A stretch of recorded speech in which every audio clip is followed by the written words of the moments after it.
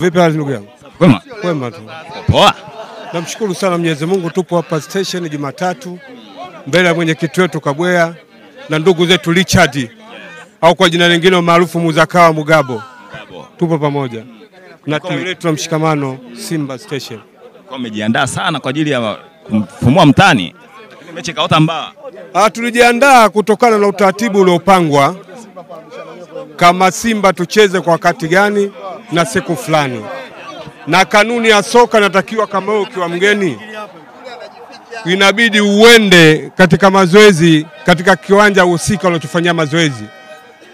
Na sasa tukafuata vigezo hivyo vyote katika sheria ya mpira tukavitimiza kama kawaida. Fuata vigezo? Tukavitimiza vya kwenda pale katika uwanja husika wa kucheza siku ya pili yake. Lazima uende jioni ufanye mazoezi. Kwa mara ya kwanza. Sasa mara ya kwanza ujue kitu kimoja kilichokuepo. Hivi vitu tunaamua sasa hivi kuviacha na kuvifuga. Kuna watu kazi yao wanakuja kuharibu mpira wa Tanzania. Hawapo kimpira kama hata kimataifa wanakuwa kila siku wanavurunda. Kama kina nani? Siwezi kuwataja, utavajua mwenyewe hapa tunavyozungumzia. Unanielewa vizuri sana. Sababu kanuni ipo, kiwanja husika kinataka kucheza mechi. Na utaratibu wa mazoezi mtu kwenda ni upo. Kwenda kwenye wewe. Sasa wewe kwa nini unaweka walinzi wasiokuwa na kampuni unaita si mabonso wa kuzuia kiwanja? Alafu na pale mbele kuna gari, sina hitaji ya kuitaja hiyo gari kanuni katika kanuni yetu ya mazungumzo yetu tutakapoona swala letu tunaingilia kata alifai. Tutazungumzia kuna gari liko mbele na ziwe ile basi la Simba lisiingie na wale mabonso wanachukua mazoezi ya kwenye vitanda wale kunyanyua vyuma walikwepo. Halafu na hiyo klabu yenyewe kuna kiongozi mmoja mkubwa sana wa Afrika wa vilabu. Unaelewa ndugu yangu? Tutajifunza nini kwake? Lakini mzee mkutoa taarifa. Taarifa tulitoa na muda wote walipigiwa paka simu. Simba paka wanafika katika kanuni hiyo ya kuzuia kama Simba waende kiwanjani. Uzanie ile swala lilifanya wakalikaa kama mtu kuchukua sigara unawasha uvute tupo peke yako, swala hilo hakuna. Simba baada ya kukaa na kujitosheleza na ufuatiliaji wa utaratibu wa kuzuia, mtu anakaa pale paka saa 3 anasubiri nini? Saa 3? Huu ni mwezi wa Ramadhani. Kuna muda futuru wao ndio walianza kufanya mazoezi sababu ndio wenye uwanja. Na sisi baada ya kufuturu tukimaliza tuenda kufanya mazoezi. Kanuni watu wengine walokopo na akili zao mbovu. Ndugu zetu mazao mano. Wewe gari la Simba leo urefu wako una uwezo wa kuchungulia na gari la Tinted ujue mle ndani kuna mbuzi. Sababu maneno yao kuja kuchukulia sasa hivi kuzungumzia kama gari la Simba libeba mbuzi. Lile gari lilivyokopo urefu lile gari. Wewe utafika kweli utizame mle ndani kuna kitu gani?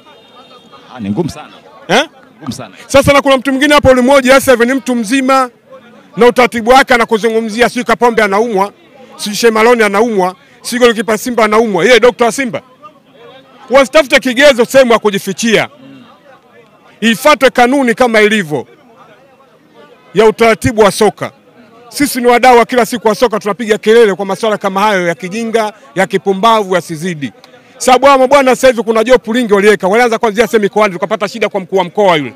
Tukapiga kelele. Ikaisha tukatoka hapo tukaenda sehemu nyingine tukapata matatizo tena masuala haya hayo. Sasa ufujaji kama ule ukiweka zaidi unakuwa tunaweka moja kwa moja soka hakuna. Inatumika amri. Sababu bwana kuna mtu akipiga simu kwa kitu fulani kifanyike basi kinafanyika hivyo hivyo. Bwana gani hao? Bwana gani hao? Wanajulikana TFF ndio watawajua. Hao watu hapo ndio kama na Simba kaamua moja kwa moja kama iko kitu kio moja kwa moja. Wewe kama utakuwa na sufuria mimi nitakuwa na jiko sasa wewe upike. Tuone kama chakula utapika. Utakuwa na sufuria? Wewe kama utakuwa na sufuria mimi nina jiko afu tupike pale nyumbani kama chakula kitaliva. Nini mustakabali wa ligi yetu mzee? Kwa staili hii kwa kilichotokea. Nini mustakabali wa ligi yetu? Mustakabali wa ligi yetu kuna kamati ipo ya kukaa pale kiwanjani siku unatakiwa mtu hawe na ufunguo. Muhusika mgeni anapokuja kwenye mazoezi afunguliwe mlango. Inabidi na mtoto meneja wa kiwanja atakiwa hawe. Kuna walinzi ni wapo wanailinda kwenye ile kampuni ya kulinda pale sehemu ya kiwanja. Uhusika wapo. Sasa mabonso wanatokea wapi kusema yeye wazuie Simba? Ulinzi wao unatokea wapi? TFF wanawajua. Lakini anaweza kuzuia pale ni meneja. Nasema huyo meneja ndio anakuambia na hao mabonso TFF wanawajua. Au kuna kampuni ipo ya kuwachukua wale mabonso kusema pale kuweka. Unajua ile swala mabonso serikali katungia itakiwa wakae walizuia sababu unachukua mtu ana mbavu zake nene, elimu ya ulinzi hana. Ofisi hakuna. Wewe mtu kama anafanya tukio utampatia wapi? Jana Yanga wamesema kwamba waleti timu uwanjani. Yaani wao hawapo tayari kucheza huo mchezo tena kwenye starehe yoyote itakayopangwa. Sasa utizame kama akili zao mbovu. Wewe TFF walikwambia saa 7 kama kiwanjani usipeleke timu. Haya uone sasa hapo kama ujinga wa mawazo na viongozi walikopo ni wapumbavu. Yanga anakwenda ile siku ile kiwanjani na mlango ulifunguliwa. Simba siku ile kwa nini kufunguliwa mlango? Kutoa taarifa. Kutoa taarifa nini? Kwa hiyo kanuni ujulikane kama Simba lazima ende pale, taarifa hiyo toa ya nini? Taarifa zinatoka. Taarifa utoke ya nini? Na swali linajulikana. Yaani kanuni ipo, inajulikana. Mimi siwezi kutoa taarifa katika sheria zetu za mpira zipo. Utatoa taarifa kitu gani? Unatoa taarifa. Ukisema natoa taarifa kama mimi natoka zangu Kenya, lakini mimi nipo Tanzania na klabu yangu inajulikana na TFF wanajua hiyo sheria. Na meneja wa kiwanja anaelewa hilo swala. Taarifa gani tena nitoe mimi? Kwa sababu sio kawaida kwamba mechi ya Simba na Yanga mmoja mgeni anaenda kufanya mazoezi uwanja wa Benjamin Mkapa. Sio kawaida. Sasa naomba nikuulize kitu kimoja. Kwa nini walikuwa wanatangaza kwenye TV zaidi ya siku 30 na huyo meneja anajua kwa nini jioni Yanga aliwafungulia? Kama taarifa yana. Waliwafungulia uwanja wa mazoezi wafanye. Uwanja wa mazoezi wafanye kivipi yani sijakuelewa. Kwa hiyo ulichozungumza hapa kuhusu kiwanja ulizo kama taarifa nitoe kiwanja gani? Yaani hapo nilichokuambia kwamba Yanga na Simba kwenye mchezo huu wa Kariakoo Derby. Eti siku moja kabla wakafanya mazoezi katika uwanja husika. Ni ngumu sana. Ingelikuwa Simba. Nani kakwambia ni ngumu? Sasa sio leo unalizungumza wewe. Kufanya pale. Wanafanya, nani sio wanataka kufanya vipi? Utaniambia usifanye kwa ajili gani? Hiyo hajawahi kufanya ndio maana. Wanafanya, hilo sio unalizungumza wewe, kanuni yako wewe siwezi kuifuata. Hiyo ni kanuni ipo lakini hawafanyaje. Sasa wewe unazungumza wewe, sio leo ulifanya ushari kufuatilia. Kwa mpira unaweza kupenda mwaka gani? Sababu tusizungumze kitu katungia pengine mpira ni bado. Mpira unaweza kupenda mwaka gani? Sijapenda mpira, mimi niko kwenye kazi ya uandishi. Uwezi ukasema ufuate uandishi bila kuupenda mpira. Sasa hii kanuni ya uandishi utaujuaje na mpira? Kwanza lazima uanze kuupenda mpira. Nisikiliza kazi yote kwanza anza kuipenda kile kitu unachokihitaji, alafu ndio ukisomee. Wewe upo na mapenzi ya klabu fulani. Sema ukiwa katika kazi yako, haistahili ukaizungumza. Hata wale mafali wanaichezesha mpira. Wapo katika mapenzi yao vile vitu vipo. Sema katika kustahili kuzungumza sefai mimi napenda klabu fulani sio leo na kwa hakuna. Sema atavyostaff atazungumza mimi mpenzi wa klabu fulani. Sasa kukimbia kivipi? Sasa mimi kwa sikufika.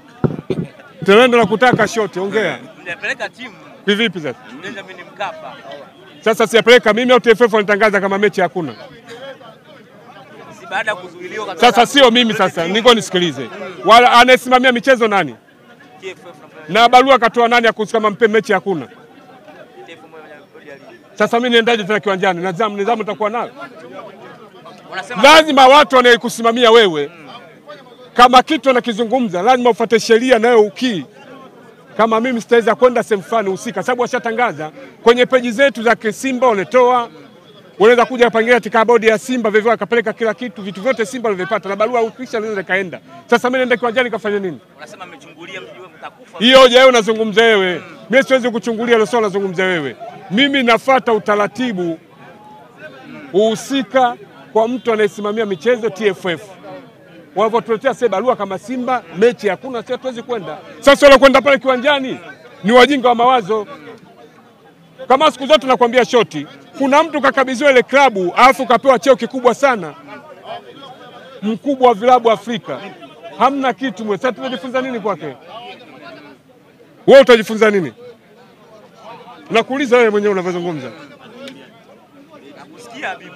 Sasa utajifunza nini katolewa barua vivyo unaletewa kama usende kiwanjani? Wewe kiwanjani unafuata nini sasa? Kwa mujibu ya Africans amesema yeye sasa wewe unakwenda kiwanjani na kusimamia wewe ni nani? Kiongozi wa klabu nani? Wa michezo hapo. TFF. Sasa TFF ni Yanga barua mjapata kama mazoezi ya mechi hakuna. Barua kali imetoka saa ngapi Habibu? Barua imetoka saa 8. Sasa 8 na tulia. Amesema napeleka timu. Wewe ngoni kwambia unasema saa 8 barua inatoka. Mechi inachezwa saa ngapi? Mechi saa 1 dakika 15. Sasa unajielewa maneno yako unayozungumza. Sasa katika muda unashindwa kuelewa. Kwa hiyo timu tunakuwa nao upo naye. Kuna mtu atakwenda? Ngoja mkimbia Young Africans. Nimkimbie kwa vipi? Jana wamefuata Bunju. Mimi siwezi kumkimbia sababu sema leo kopolea nakaa. Mimi naenda kuchukua mkokoteni wangu kaenda kutupa kule takataka kule jalalani mchafukoga. Sasa mimi nimkimbia nini? Amekufuata mpaka Bunju jana. Yule Bunju kaenda kutembea sababu mgeni haijui la Kinondoni, ni mgeni. Yeye hakuelewa ile sehemu ya Bunju Simba wapo wapi, akaenda kule kanitazama kiwanja arudi. Sasa nifuate kwa na mechi na mimi. Sasa ndio ujue hapo kama mawazao mabovu kuanzia viongozi wao, washabiki wao, wote akili hawana kwa swala kama aliofanya lile. Wewe ushaambiwa mechi hakuna, unatoka pale unaenda katika kiwanja chake kama si ukorofi wa kitu gani? Wale wanialia moja kwa moja kufanya fujo. Hawapo kimpira. Hili swala wakae TFF walitizame. Wale ambao mechi hakuna. Wewe kiwanja kwa Simba ulifuata nini? Bunju, ulifuata nini wewe?